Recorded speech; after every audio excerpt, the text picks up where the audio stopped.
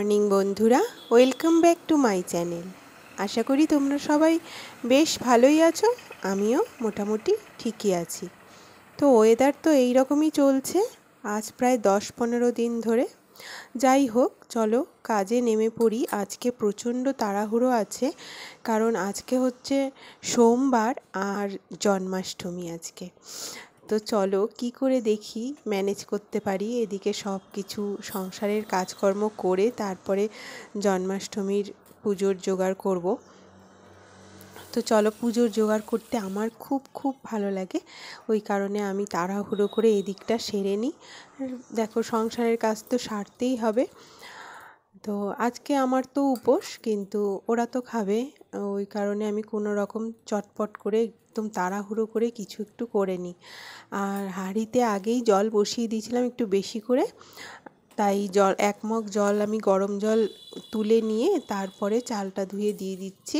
আর আজকে চাল ধোয়া জলটা রাখলাম না, কারণ বৃষ্টি ওয়েদার, কোনো গাছে দিতে হবে না আজকে, ওই কারণে পুরো জলটা ফেলে দিয়েছি।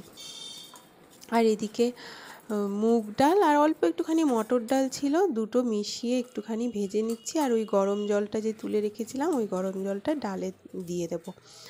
তারপরে এটা এবার প্রেসারে দেবো। প্রেসারে একবারে ভাজতেই পারতাম, কিন্তু দেখলাম যে কড়াইয়ের মধ্যে ভেজে নিই। চলো, প্রেসারে একটুখানি অসুবিধাই হয় আমার ভাজতে। আর এত বড় এত ভারী প্রেসারটা না আমার তুলতেই ভালো লাগে না। তো ওইদিকে ডাল সিটি পড়ছে, আর এদিকে আমি এই ভেন্ডিগুলো ভালো করে কষলে ধুয়ে নিই।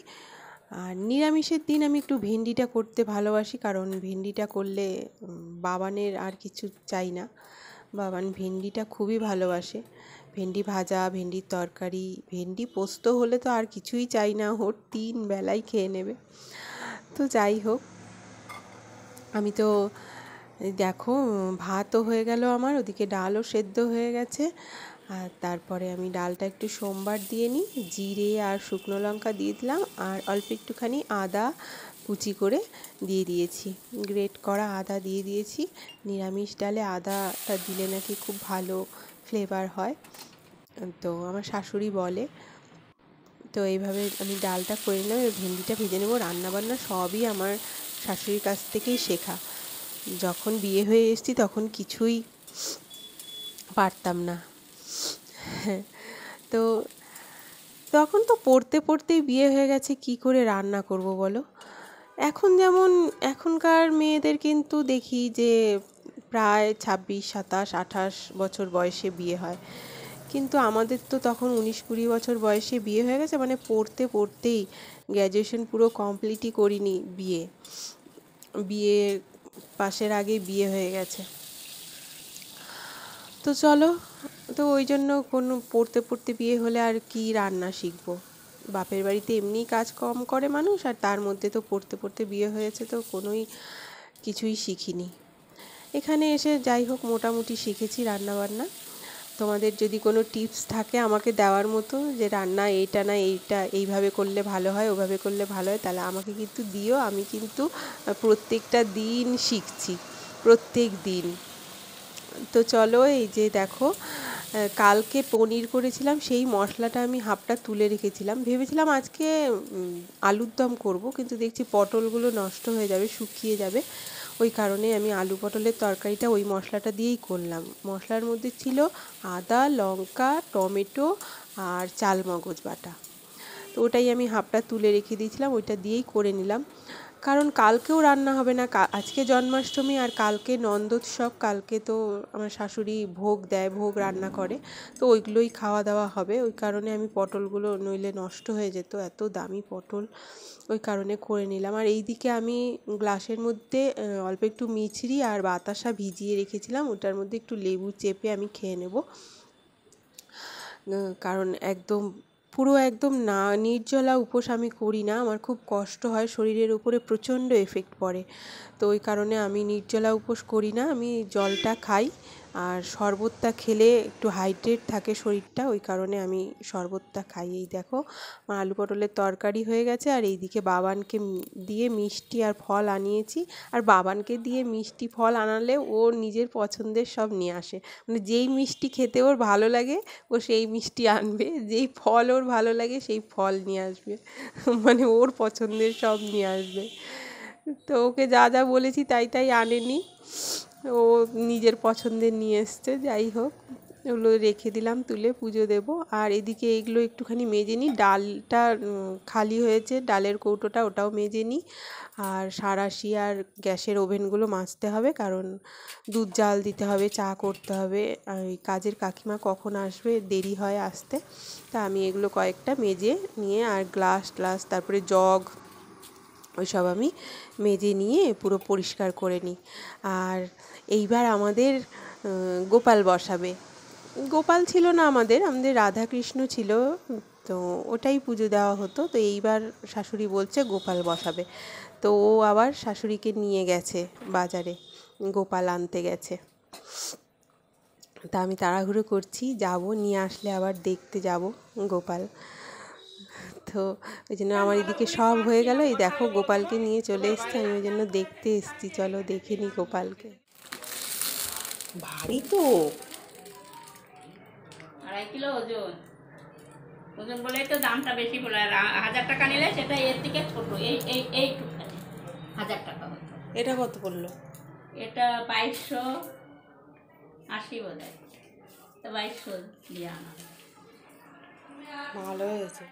তো তারপরে আমি স্নান করে চলে আসলাম, আমার সোমবারের পুজোটা আমি আগে মিটিয়ে নিই, তারপরে যাব নিচে। এদিকে আমার সোমবার তো প্রত্যেকটা সোমবারই আমি করি, তো সোমবারের পুজোটা আমি মিটিয়ে নিয়ে তারপরে নিচে গেলে আমার সুবিধে হবে। নিচে ওরাও সব এখন শুরু করে দিয়েছে জোগাড় যন্ত্র, এবার আমারও তো এদিকে কাজগুলো থাকে, কি করব, যাওয়ার জন্যে মন ছটফট করছে, কিন্তু কাজগুলো মিটিয়ে নিয়েই যেতে হবে। তো এদিকে আমি ভোলে বাবাকে স্নান করিয়ে নিলাম, ঘি মধু আর দুধ, কাঁচা দুধ, গঙ্গা জল দিয়ে অভিষেক করে নিয়ে তারপরে আমি চন্দন পরিয়ে নিচ্ছি। আর এই দেখো যে বাবান যে নারকেলটা নিয়ে এসেছিলো না, খুব সুন্দর বেরিয়েছে নারকেলটা, এত সুন্দর নারকেলটা। তো 5 রকমের গোটা ফলই দিই আমি প্রত্যেক সোমবারে, মানে বেশিরভাগই গোটা ফল দিই, আবার মাঝে মাঝে আবার কেটেও দিই। তো আজকে ভাবলাম যে আমি পুরো কেটেই দিই, কারণ আজকে জন্মাষ্টমীও যেহেতু, গোটা ফল তো শুধু ভোলে বাবাকে মানে দেওয়া হয়, মানে আমি ভোলে বাবার উদ্দেশ্যে দিই, কিন্তু আজকে আমি সবার উদ্দেশ্যে, সব ঠাকুরের উদ্দেশ্যে দিলাম বলে আজকে আমি সমস্ত ফলগুলো কেটেই দিয়েছি। তো চলো আরতি করে নিয়ে তারপরে আমি এদিকে এই অষ্টোত্তর শতনাম স্তোত্রমটা পড়ে নিয়ে তারপরে নিচে চলে যাব। তো এই দেখো নিচে চলে এসেছি, ওদিকে শাশুড়ি তালের বড়া করছে, আর এদিকে হচ্ছে সুজিটা করা হবে, তালের বড়া, সুজি। তারপরে আমার ছেলে এদিকে নারকেল কোড়াতে বসে গেছে, দেখো।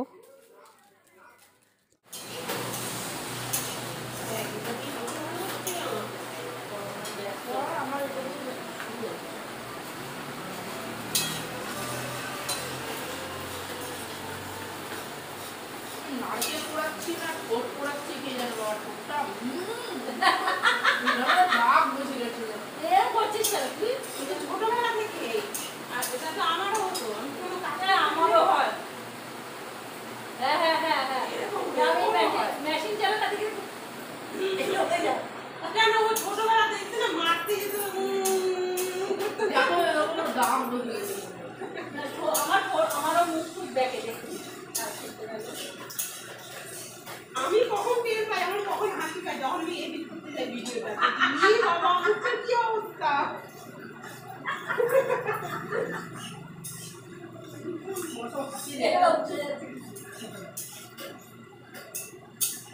বাবান বেশ সবকটা নারকেলই ছাড়িয়েছে, আমি মাত্র 3টে ছাড়িয়েছি, আর ও 5টা না 6টা ছাড়িয়েছে, জানো, পুরো কুচিয়েছে নারকেল।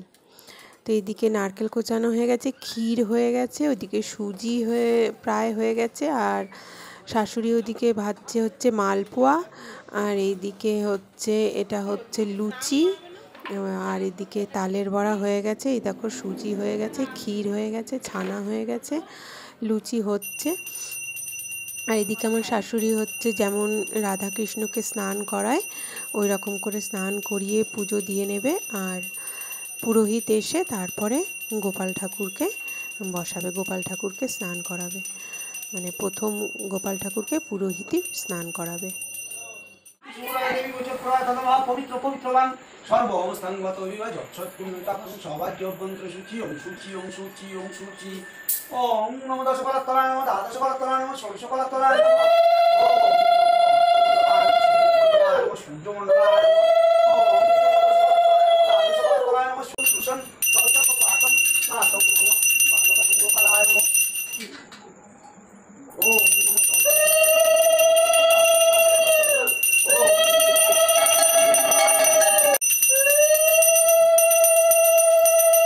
আজকের ভিডিও আমি এখানেই শেষ করছি।